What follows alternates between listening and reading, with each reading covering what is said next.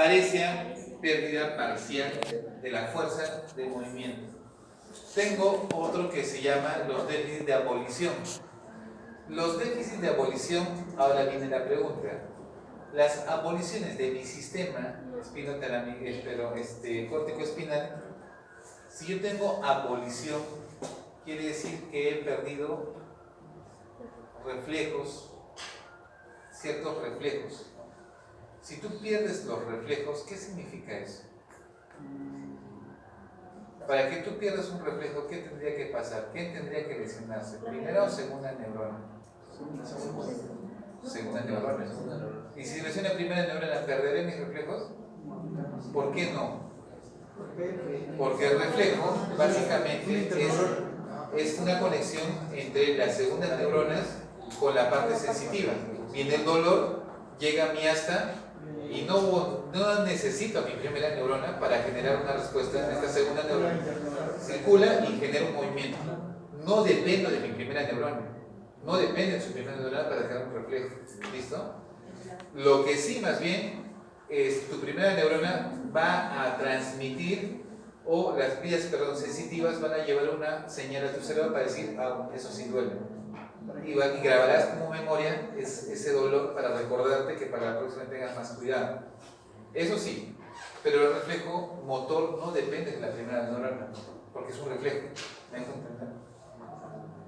¿Ya? Entonces, básicamente va a haber efectos de abolición cuando haya lesiones de principalmente segunda neurona. ¿Ya? Ahí vas a perder el reflejo. Doctor, no hay reflejo, no muevo. ¿Verdad? ¿Sí? Yo tengo una pregunta. Cuando hablamos de eso de fasiobraquiales, ¿plejía fasiobraquial o parecia fasiobraquial? Porque cuando yo leí en el aire, como que leía que era como, o sea, plejía y parecia. ¿O qué? Claro, es que por ejemplo, yo tengo una plejía faciocrural, por ejemplo. No, fasiobraquial. Plejía significa que se ha paralizado totalmente, no se mueve. Total, es total. Eso es plejía total. ¿Ya? Por ejemplo, tengo una sección, me caí y se rompió mi médula. Voy a tener una hemiplegia. Hemiplegia, la mitad de mi cuerpo se va a paralizar. No. Cuando la arteria cerebral media está como fallando, así decirlo, ¿es plejía o parecia? No, es que depende. Por eso, o sea, si ha perdido el movimiento total, no te interesa lo que haya originado, te interesa la respuesta que tú encuentres. Mueve la pierna, doctor, no lo puedo mover. Es plejía, punto. Sea la causa, puede ser el CV, sea lo que sea, es una plejía. ¿Ya?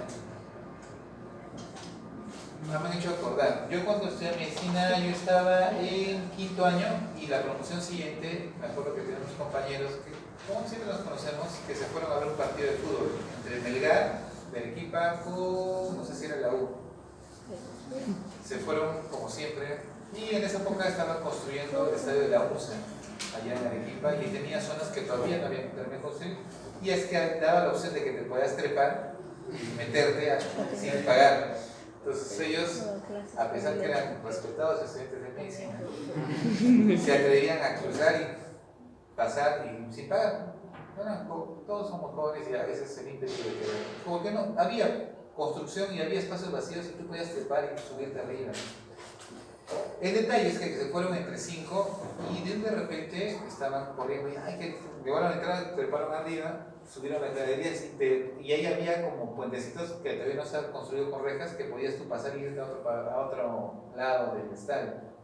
No están yendo, llegan todos y falta uno. Seguro se ha quedado por ahí.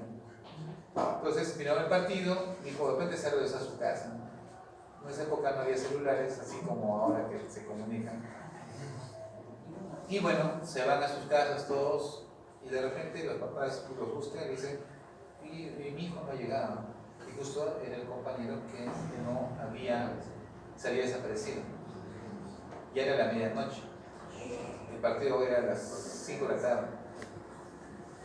¿Dónde está el compañero? Entonces, ¿dónde fue los días que lo vieron? En el estadio. Fueron con la policía y subieron. ¿Por dónde pasaron? Por acá, hasta acá lo vimos, ¿no? Y en eso que fueron, justo había entre los estadios, el estadio tiene como unas divisiones y hay unos espacios así como huecos que aparentemente la construcción no había enseñado bien que al cruzar se tropieza y se cae aproximadamente a una altura de 10 metros más o menos. Y lo encontraron tirado abajo. Y cuando lo ven y lo llevan a la emergencia, le hacen el estudio de la columna y había hecho una disección de su médula. ¿Qué? Y se quedó hemipléjico. ¿Ya? ¿Listo? Y ya estaba en sexto año de medicina y justo recién iba a hacer su internado. Y se quedó con silla de ruedas. Entonces, y así.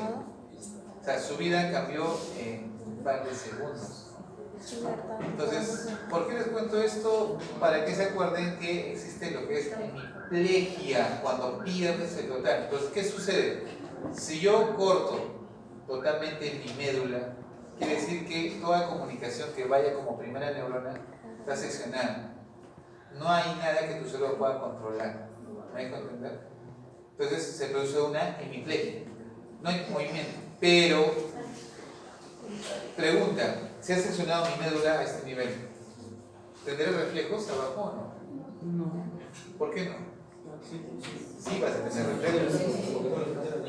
¿Me dejo entender? El reflejo no depende de quién. El reflejo es un arco que se da. ¿Me dejo entender? Es que, a ver, mi médula de aquí a aquí está roto. Puedo poner mis bracitos, pero de acá abajo está, no funciona, no pasa mi información. Pero mi médula todavía está intacta. No es que mi médula se ha necrosado o se ha muerto, solamente que ya no hay comunicación. Esta médula que está abajo tiene arco reflejo. ¿Me dejo entender? Es por eso que estos pacientes no pueden mover voluntariamente, pero por momentos hacen así. Sus piernas se mueven. Oye, han movido, no me he dado cuenta. Es como que hacen arcos reflejos involuntarios, ¿no? De repente dolor, chocaron algo que les causó un estímulo que ellos ya no perciben. ¿Por qué no perciben esa sensación de dolor? O no perciben, porque ya no hay comunicación que lleve la sensibilidad y lleve al cerebro y le explique, oye, te has quemado, eso duele, eso pasa. No hay porque está roto la médula. Pero internamente el reflejo está presente. ¿Listo? Eso recuérdenlo muy bien. ¿Ya? Entonces puede haber una plejía, pero no significa que han perdido sus reflejos. ¿Correcto? Muy bien. Ahora hay otros que son de liberación. ¿Cómo, doctor, así de liberación? Significa quién se encarga de hacer de que tu músculo esté contraído o relajado, ¿no? Entonces, se generan respuestas de relajación y contracción. ¿Quién se encarga de regular eso? La primera neurona. Entonces viene la primera neurona y dice, un ratito, tú te contraes, tú te relajas, porque esa es la orden de ese circuito, de esa organización que viene. Le va a la corteza y dice, ¿sabes qué? Esta es la jugada que vamos a hacer. Viene la corteza, el córtex espinal y dice, tú te contraes, tú te relajas, tú vas a hacer esto, tú vas a hacer aquello, y genera una respuesta. ¿Quién lleva eso? La primera neurona. ¿Listo? ¿Qué pasa si la primera neurona se lesiona? No va a haber una regulación adecuada. Entonces, probablemente se va a liberar y va a haber hipertonías. Pones espástico, hiperreflexias. ¿Me dejo entender? O sea, ya no hay algo que regule. Le haces un reflejo y te patea con toda la fuerza. ¿Qué sucedió ahí, doctores? Ya no hay alguien que regule la intensidad de un reflejo. ¿Me dejo entender? Y eso se llaman fenómenos de liberación. Se ha liberado. Tus neuronas van a hacer lo que quieren porque ya no hay una comunicación de control adecuada. Entonces, eso se llama lesiones de primera neurona. ¿Ya? Muy bien. Ahora, va a haber alteraciones directas o alternas, ¿no? Y tiene que ver básicamente con la corteza cerebral, la clausura interna, el tálamo y la parte medular. Pero también la parte alterna es mesencéfalo, protuberancia y vulvar, que van a generar alteraciones y variaciones. ¿Ya?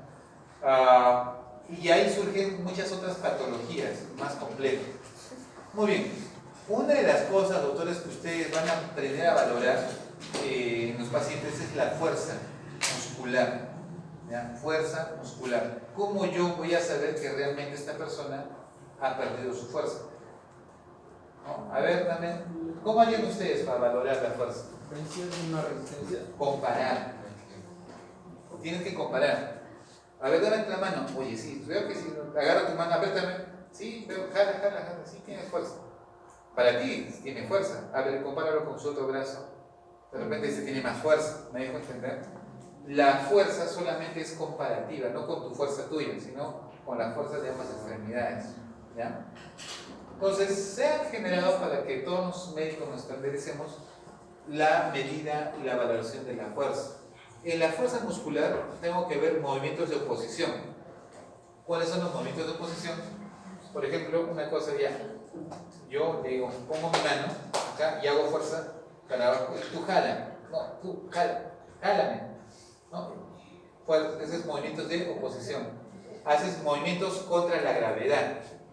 Los movimientos contra la gravedad básicamente es levanta tu brazo para arriba, levanta la pierna para arriba. ¿No estás echado? Levanta la pierna, vence la gravedad.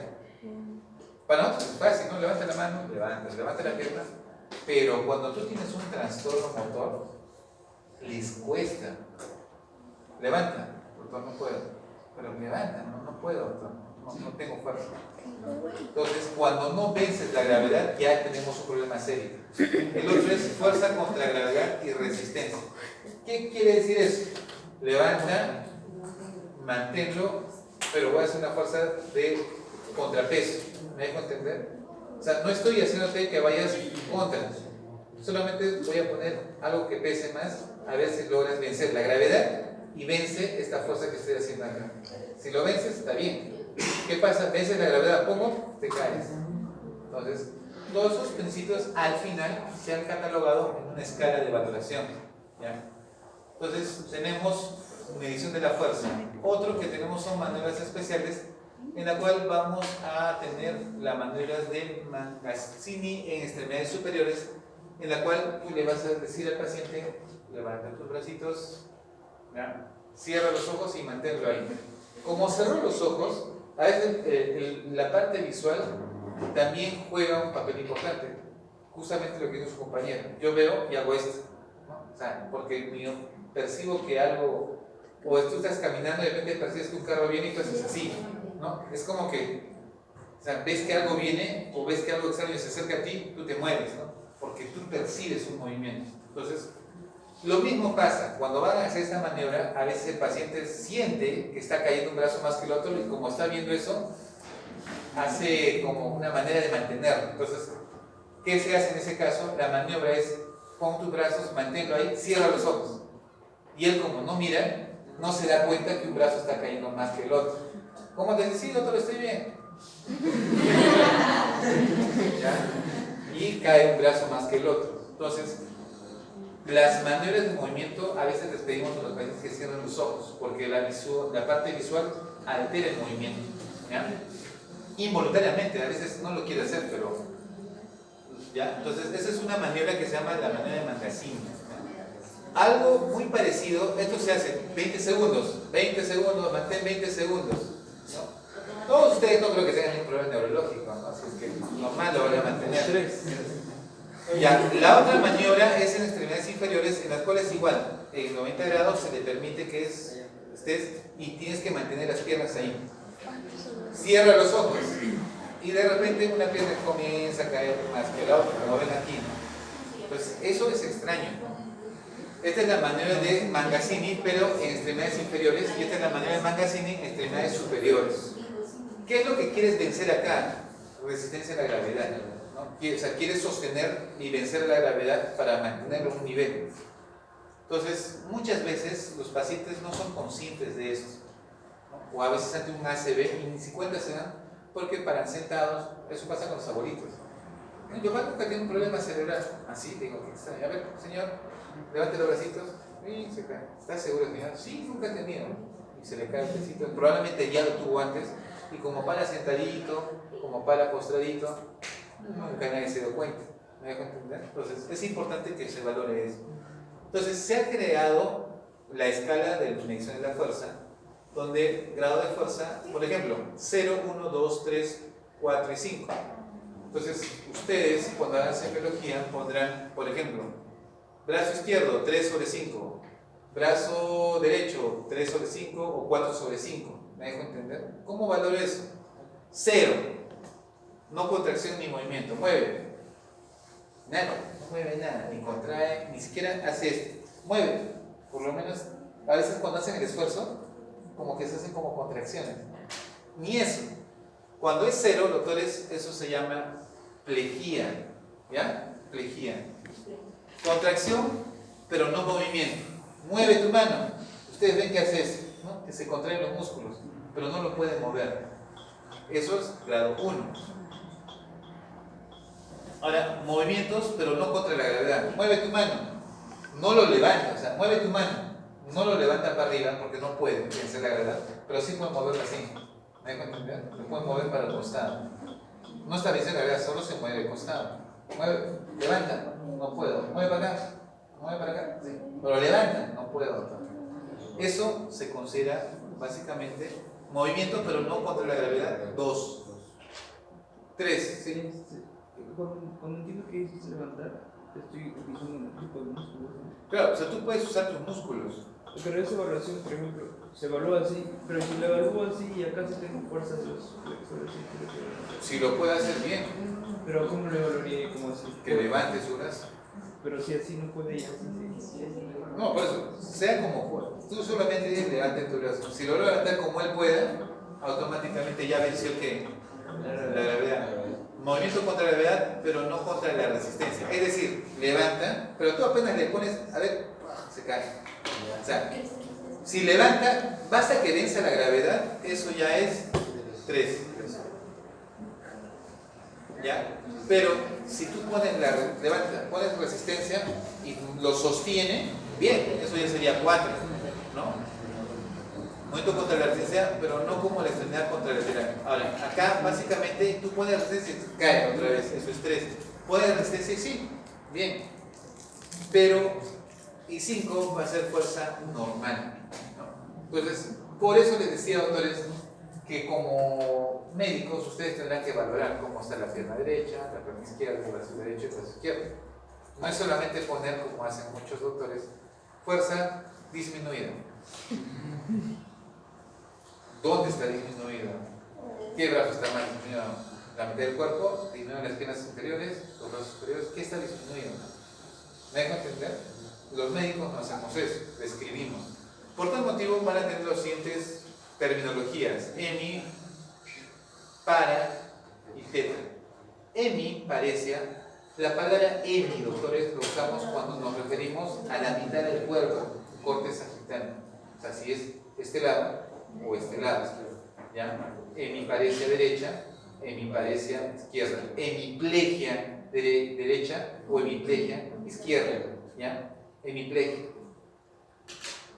Y si está, y todavía, o sea, plegia significa parálisis total, no mueve nada. Pues hemiparesia izquierda o hemiparesia derecha. O sea, si hay perdido la fuerza. ¿Cuánto de fuerza tendré? Puede ser 2 sobre 5, 3 sobre 5, 4 sobre 5, 1 sobre 5, pero solamente usamos la palabra plejía cuando tenemos 0.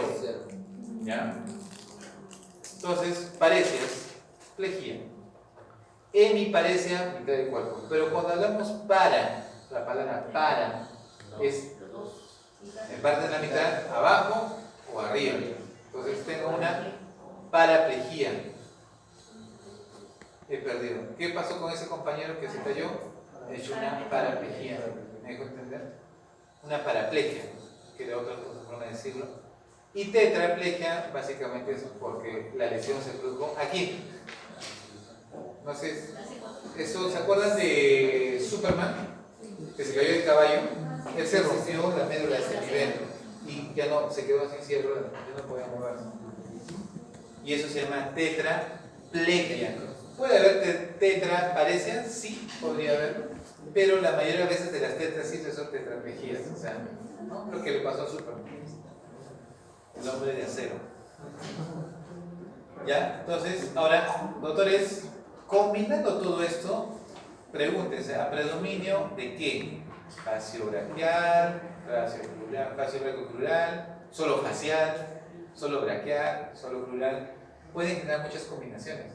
Entonces yo tengo una hemiparesia, ¿cómo sería? Una hemiparesia derecha, perdón, de este lado, facio-braquial. ¿Qué significa? Que tengo una hemiparesia, no he perdido la fuerza total, pero a predominio cara y brazos. Facio-braquial. Doctor, tengo una hemiparesia a predominio crural. Pierna. ¿Entienden el juego de palabras? ¿No? Pues así se manejan las terminologías neurológicas del movimiento, ¿ya? Cuando tengamos alteración. Doctor, y cuando yo, por ejemplo, menciono a alguien que se lesionó, pero, o sea, si no puede moverse sería hemiplegia, ¿no? O sea, si fuera la mitad. Pero, o sea, puede ser que se recupere si fuera parálisis. O sea, la etiología no influye mucho en lo que yo le diga. O sea, claro, es que o sea, se supone que si no mueve, eso es una hemiplegia. La causa. Ahora, la causa, si es una ruptura de médula, caballeros, no existe algo que no, que ahora se hacen células madre, hacen un montón de cosas, pero no se encuentra resultado. Pero, o sea, si se recupera. Ahora, si fuese por una contusión medular, que también, ¿no? Cuando hay un golpe y ha perdido funcionalidad y está hemipléjico, pero no ha habido sección de médula, hay una pequeña esperanza de que con los años o meses pueda recuperar funcionalidad y pueda empezar a mover. Es posible. Y cambia. Yo tengo mi abuelo que tenía parálisis completa y se ha recuperado. Por eso te digo, o sea, dependiendo de la lesión, pero si es sección de médula, entonces ahí no hay nada. Pero la tecnología es la misma.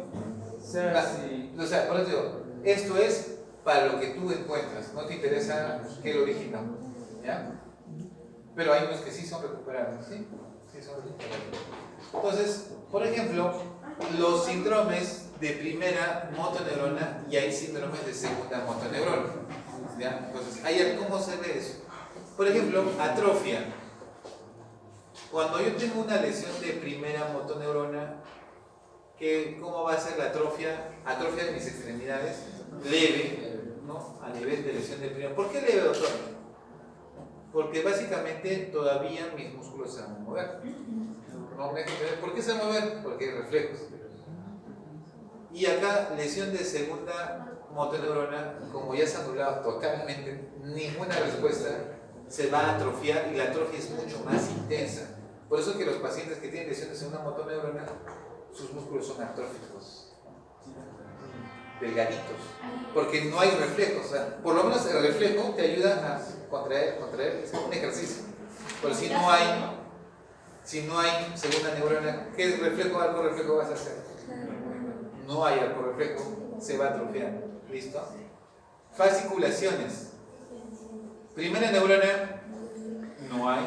Y segunda neurona, ¿por qué hay fasciculaciones? Porque va a haber arcos reflejos que se van a hacer solos. Es como, por ejemplo, estoy ahí, alguien golpeó mi pierna y alguien chocó a un estímulo reflejo, se mueve, ¿no? Y comienza a moverse.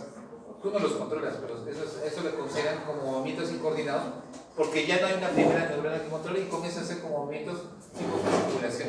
Fasciculación significa que los músculos comienzan a contraerse de forma desordenada. ¿Ya? El tono, si hay lesión de primera neurona es más espástico y si es lesión de segunda neurona es más flácido, ya parece gelatina. Y espástico significa un tono más duro, ¿no? Son aquellos abuelitos que tú los mueves y es duro, ¿no? Que se han quedado así duritos. Y las lesiones de segunda neurona, tú lo mueves, parece gelatina sus extremidades, ¿no? Es más flácido. Básicamente la debilidad es más regional en la primera neurona y en la segunda neurona es más distal. Y entenderán por qué es segunda neurona, porque es periférica, ¿ya? Los reflejos osteotendinosos, ¿ya? Va a haber más hiperactivos cuando hay lesión de primera neurona, ¿no? Y están ausentes en segunda neurona. ¿Y entienden por qué? Porque no hay segunda neurona que complete el circuito del reflejo. En primera neurona sí va a haber hiperreflexia. ¿Por qué? Porque está completo la segunda neurona que permite completar mi circuito de reflejos. Solamente que cuando la primera neurona no está, estos reflejos son más hiperintensos. O sea, si hay un paciente que se ha diseccionado la médula y tú le agarras y le haces el reflejo rotuliano, nosotros el reflejo rotuliano vas a hacer así, ¿no? Ellos hacen así, ¿ya? Es mucho más hiper, ¿listo? ¿Dónde vas a ver Babinski? En lesión de primera neurona, ¿ya? Y no en lesión de segunda neurona. Recuérdense eso bien. Y Babinski es una maniobra en la cual yo voy a flexionar el plantar, ¿ya? Que normalmente, si ahorita flexionan los plantares de ustedes, van a ver que sus dedos se hacen así, para adelante. Hacen así. No, me sueltan. Pero, ¿qué pasa si yo hago el reflejo de Babinski y de repente manda para atrás? Eso no es normal, ¿ya? Siempre hay un mecanismo de escape, ¿no? Escapas y haces esto. Entonces, positivo, negativo, ¿ya? Hay otras maniobras que llaman los sucedáneos de Babinski. Este es el Babinski tradicional. Los sucedáneos de Babinski ya no usas este aparatito para estimular, sino haces maniobras de movimiento que también producen lo mismo. Por eso se llaman sucedáneos de Babinski, ¿ya? Muy bien, en general, doctores, las lesiones que vamos a tener pueden ser a nivel de la parte cortical o subcortical, a nivel de la cápsula interna que acabamos de ver, que en su mayoría van a ser lesiones simétricas, ¿listo? Puede haber una lesión a nivel del tronco encefálico o puede haber una lesión a nivel de la médula, ¿ya? Sea la zona donde tengamos, vamos a tener una cierta clínica. Si es tronco encefálico, no solamente vas a cortar la vía, sino que vas a lesionar tus centros reguladores autonómicos, ¿no? La parte más importante que es la parte del centro respiratorio, por ejemplo. Entonces, aparte que no vas a mover, no vas a respirar. Te puedes morir. ¿Ya? Entonces, ustedes tienen que ver a predominio de dónde se da, si es fascio braquial o si es crural. Y eso creo que ya está claro, ¿no? Lesión arteria cerebral media o arteria cerebral anterior. Puede haber alteraciones funcionales cerebrales superiores a nivel cortical. Por ejemplo, si se lesiona mi lado izquierdo, va a haber afasia.